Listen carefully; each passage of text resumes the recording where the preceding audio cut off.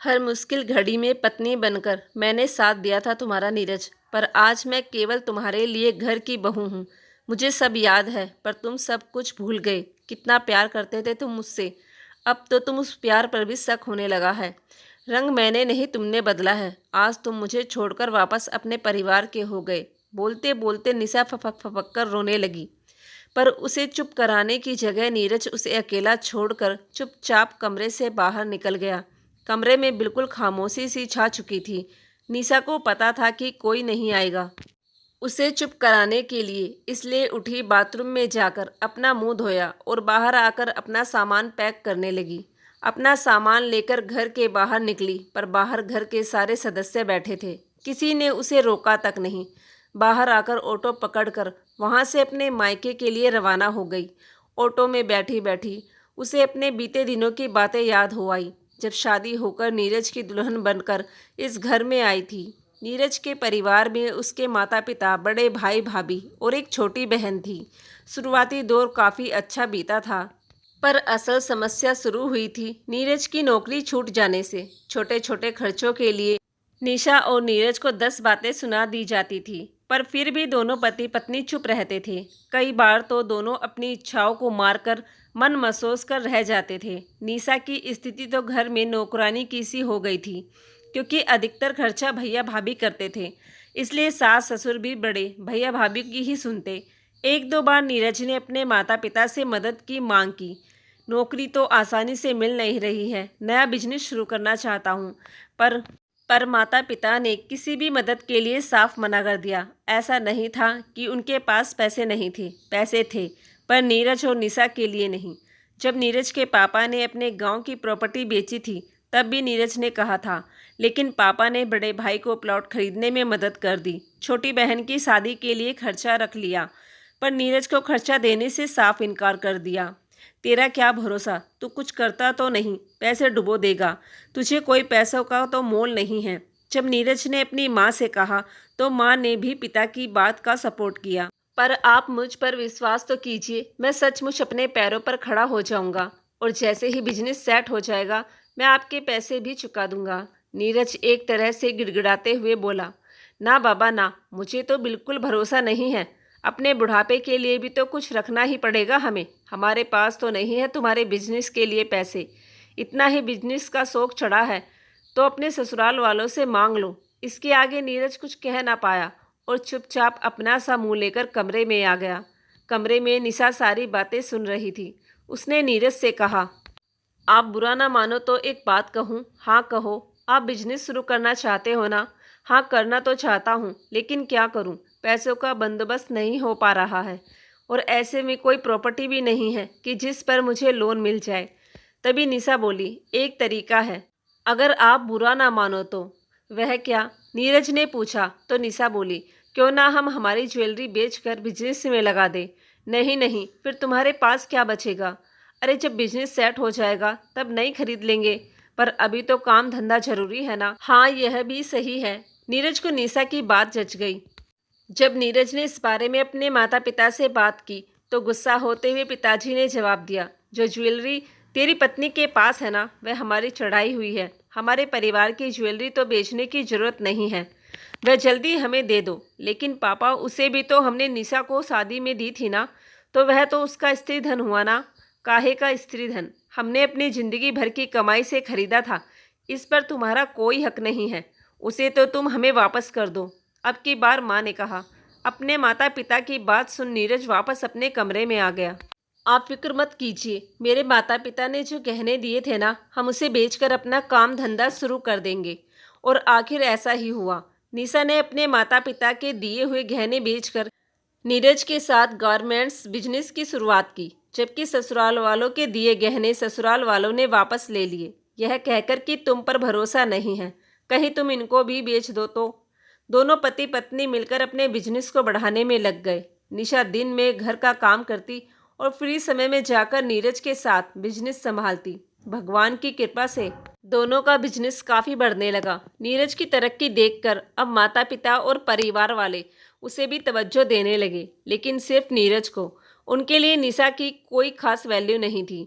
धीरे धीरे छोटा बेटा नीरज को निशा के खिलाफ भड़काने लगे। ये क्या लेने आती है शॉप पर? तेरा बिजनेस है, तू ही संभाल। भला औरत का क्या काम? औरतों को इतना सिर नहीं चढ़ाना चाहिए। तू तो सारा हिसाब किताब उसे देता है।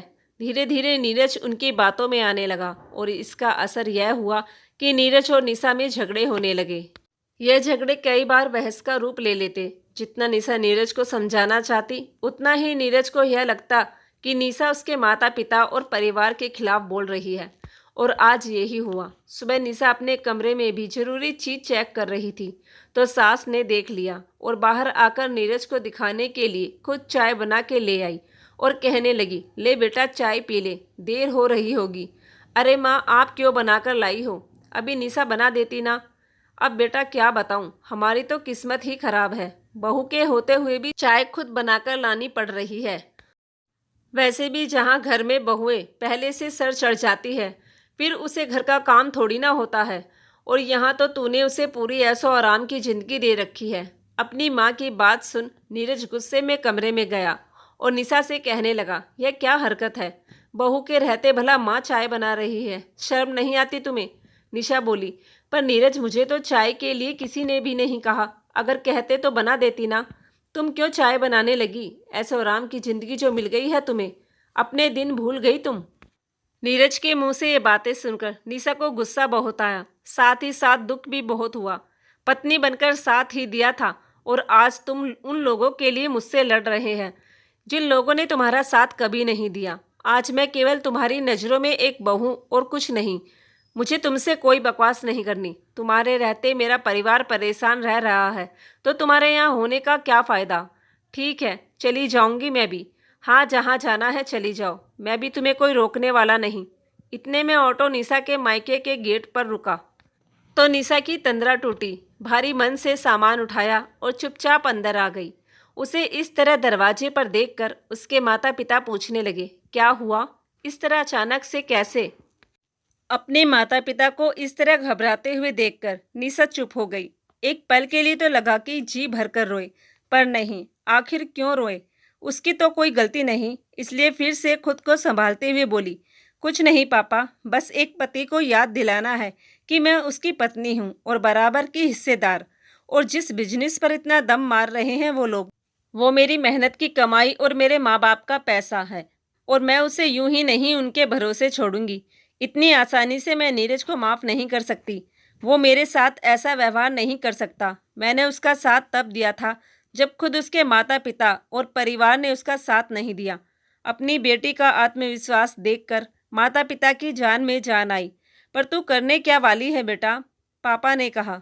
कहीं ऐसा ना हो कि बात बहुत ज़्यादा बिगड़ जाए, माँ ने डरते हुए कहा। आप घबराइए नहीं माँ पापा, मैं अच्छी तरह से जानती हूँ। यह जो लोग आज नीरज के आगे पीछे घूम रहे हैं वह लोग ऐसे ही नहीं। पैसों के मामले में अपने बेटे पर भी विश्वास नहीं करते। अगर करते होते तो मैं नहीं बल्कि वह लोग उसे सपोर्ट कर रहे होते। अब आप देखते जाइए कि मैं क्या करती हूँ। मतलब बस आप देखते जाइए, निशा ने विश्वास के साथ कहा और अंदर कमरे में अपना सामान रखने चली गई। 2 दिन तक मायके में आराम करती रही। निशा रात को आराम से टीवी देख रही थी कि माँ कमरे में आई। बेटा, तू तो कुछ भी नहीं कर रही। तूने नीरज को भी फ़ोन नहीं किया। तेरे दिमाग में चल क्या रहा है?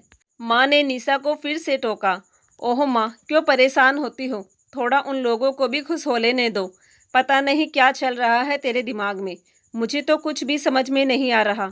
माँ झल्लाती हुई रसोई में चली गई और निशा दोबारा टीवी देखने में मशगूल हो गई। दूसरे दिन निशा उठी और नहा धोकर तैयार होकर कमरे के बाहर आई। माँ, मैं किसी ज़रूरी काम से बाहर जा रही हूँ, शाम तक लौटूंगी, कहकर निशा रवाना हो गई। माता पिता उसे देखते रह गए पर किसी ने भी कुछ पूछा नहीं। माँ तो वैसे ही डरी हुई थी पर पिता को सब कुछ पता था। वकील के पास जाकर वह बैंक गई। जब उसे पूरी तसल्ली हो गई तो वहाँ से निशा सीधे शॉप पर पहुँची। उसे शॉप पर देखकर एक पल के लिए नीरज और उसके परिवार वाले हक्के बक्के रह गए। क्या लेने आई हो यहाँ पर? उस दिन तो बड़े ताव ही ताव में निकली थी। ससुर जी ने ताना मारा। उनकी बात का जवाब न देकर निशा चुपचाप शॉप पर आ गई। तुमने जवाब नहीं दिया पापा को? क्या लेने आई हो यहाँ पर? सारा ईगो धरा रह गया क्या? नीरज ने कहा। निशा बोली, जिसे तुम मेरा ईगो कह रहे हो ना, वह मेरा स्वाभिमान है। तुम्हारे पापा की किसी बात का जवाब देना मुझे पसंद नहीं, पर मैं तुम्हें याद दिलाने आई हूँ कि मैं तुम्हारी पत्नी हूँ और इस बिजनेस में मेरा बराबर का हक है। किसने कहा कि इसमें तुम्हारा हक है? यह मेरी मेहनत की कमाई है, नीरज ने लगभग चिल्लाते हुए कहा। माफ़ करना मिस्टर नीरज, आप शायद भूल रहे हैं, इस बिजनेस को शुरू करने के लिए मैंने अपने माता पिता के दिए गहने तक बेच दिए थे, वरना तुम्हारे माता पिता को तो तुम पर रत्ती भर भरोसा नहीं था। अरे बेशरम, शर्म नहीं आती हमारे बेटे को हमारे खिलाफ भड़काते हुए? बेटा, इसकी बातों में बिल्कुल मत आना, यह तुझे हमारे खिलाफ भड़का रही है। खबरदार अगर मुझसे बदतमीजी से बात की तो। निशा गुस्से में ससुर जी की तरफ देखते हुए बोली। आज आपको अपना बेटा नजर आ रहा है? भूल गए वो दिन जब आपका बेटा आपके सामने पैसों के लिए भीख मांगता था और आप बदले में ताने मारते थे? तुम मेरे पापा से इस तरह से कैसे बात कर सकती हो? अजय तेज आवाज में बोला तो निशा उससे भी तेज आवाज में बोली। मुझे भी तुम्हारे पापा से कोई बात करने का शौक नहीं है, समझे तुम? मैं इस बिजनेस में बराबर की हिस्सेदार हूँ, तो कोई भी मुझे यहाँ आने से रोक नहीं सकता, तुम्हारे पापा भी नहीं। क्या सबूत है तुम्हारे पास कि बिजनेस शुरू करने के लिए तुमने अपने गहने बेचे थे? ससुर जी ने अपना ही राग अलापा। आपकी इन्फॉर्मेशन के लिए बता दूं कि मैं एग्रीमेंट के मुताबिक इस बिजनेस की बराबर की हिस्सेदार नहीं बल्कि मालकिन हूँ। यह व्यापार मेरे नाम से है और आज चाहूँ तो मैं नीरज को इस बिजनेस से बेदखल कर सकती हूँ। ससुर जी ने नीरज की तरफ देखा। नीरज की चुप्पी ने सब कुछ बता दिया। अरे क्या बेवकूफ़ी की तूने? अपनी पत्नी के नाम से कोई बिजनेस शुरू करता है क्या? सच में तुझ में रत्ती भर भी अकल नहीं है, इसलिए मैं तेरे पर पैसा लगाना नहीं चाहता था। पिताजी गुस्से में बहुत कुछ बोल गए।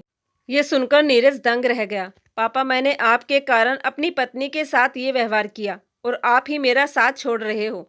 आज अगर मैं रोड पर आ जाऊंगा तो क्या आप मेरा साथ नहीं देंगे? बेवकूफ़ थोड़ी ना हूँ, मैं तेरी तरह कान का कच्चा नहीं हूँ। मैं इतनी अकल तो तुझ में होनी चाहिए थी। जिस बीवी ने तेरा साथ दिया था उसको तू दूसरों की बातों में आकर छोड़ गया। जब उसका ना हो सका तो हमारा क्या होगा?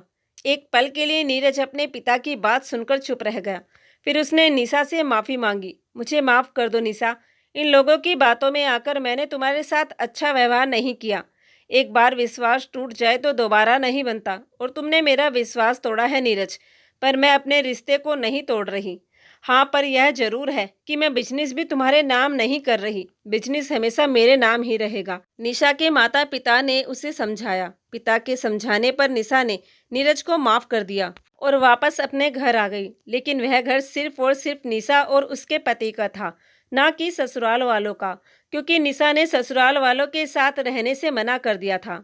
तो दोस्तों, ये कहानी आप लोगों को कैसी लगी कमेंट में लिखकर ज़रूर बताना। और अगर कहानी पसंद आई हो तो प्लीज़ हमारे चैनल को ज़रूर सब्सक्राइब कर लेना। धन्यवाद।